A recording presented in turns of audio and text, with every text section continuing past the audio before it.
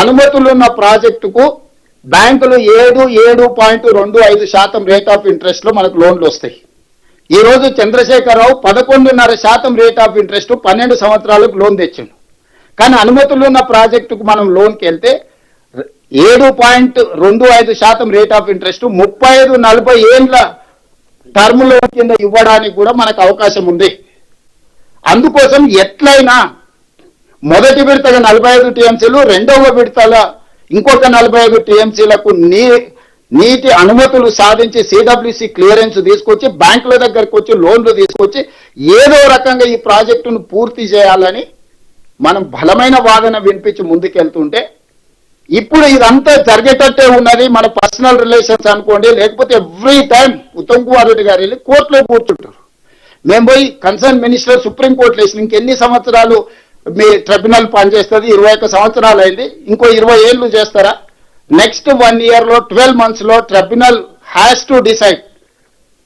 Tribunal ఖచ్చితంగా ఆయనకు 84-85 సంవత్సరాలు వచ్చినాయి, ఆయనకు 65 ఏళ్ళు ఉన్నప్పుడు ఆయన నెత్తి, ఇప్పుడు ఆయనకి 85 ఏళ్ళు వచ్చినాయి.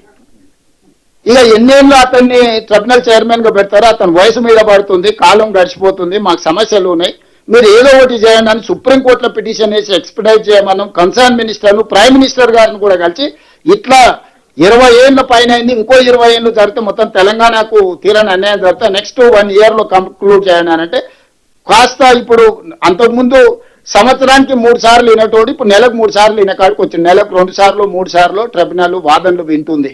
దీన్ని స్పీడప్ చేసిన ఇవన్నీ జరిగితే ఈ సమస్యలకు ఒక పరిష్కారం దొరికితే ఈ ప్రాజెక్టులు పూర్తయితే ఏ నీళ్ల ప్రాతిపదికన ఏర్పడ్డ పార్టీ ప్రభుత్వాన్ని 2 సార్లు అధికారంలో ఉండో చంద్రశేఖరరావు గారికి శాశ్వతంగా జల సమాధి, రాజకీయ సమాధి జరుగుద్దని ఈరోజు తెలంగాణ ప్రజలందరినీ తప్పుదోవ పట్టించడానికి వారు ప్రయత్నం చేస్తుండ్రు.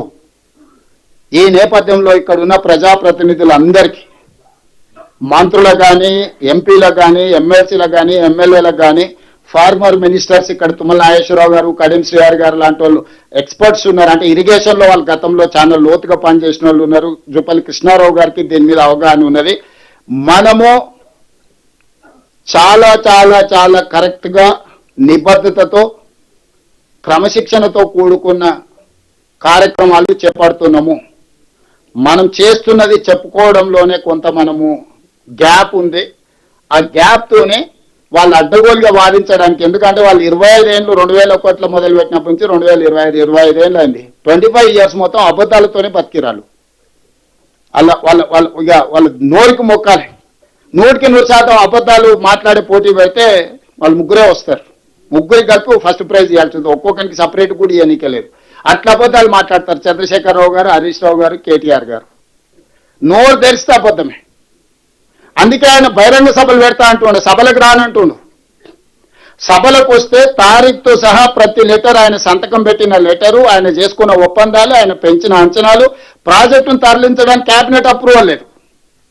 జూరాల నుంచి ఇంత మేజర్ ప్రాజెక్టు శ్రీశైలంకు షిఫ్ట్ చేస్తే కాళేశ్వరం మీద కూడా మేడిగడ్డ నుంచి తుమ్మిడిహేటి నుంచి మేడిగడ్డకు తరలించినందుకు పీసీ ఘోష్ అదే చెప్పిండు. ఇంత మేజర్ డెసిషన్ తీసుకున్నప్పుడు క్యాబినెట్ అప్రూవల్ ఉండాలి కదా, ఇది individual decision is not sufficient, we have to punish that individual decision తీసుకున్న పర్సన్ అని చెప్పారు. ఇవాళ ఎగ్జాక్ట్ గా పేరు మారింది, ఊరు మారింది, అంచనాలు మారినాయి. ఈ రోజు జూరాల నుంచి శ్రీశైలం బ్యాక్ వాటర్స్ కు తీసుకురావడం ద్వారా లోతైన అవినీతి పునాదులు ఉన్నాయి. ఈ రోజు నేను ఎందుకు సభలో చర్చకు పిలిచినా, సభలోనే మాట్లాడతాం, మీరు రాండి, సభలో మీ గౌరవానికి, మీ వాదనకి ఎక్కడ ఆటంకం కలిగించాం, మీ వాదన బలంగా వినిపించండి అని నేను ఈ రోజు మీ అందరికీ చెప్పదలుచుకున్నా. చంద్రశేఖరరావు గారు వచ్చి మాట్లాడాలి, దీని మీద ఇన్వెస్టిగేషన్కి ఆర్డర్ ఇవ్వాలి.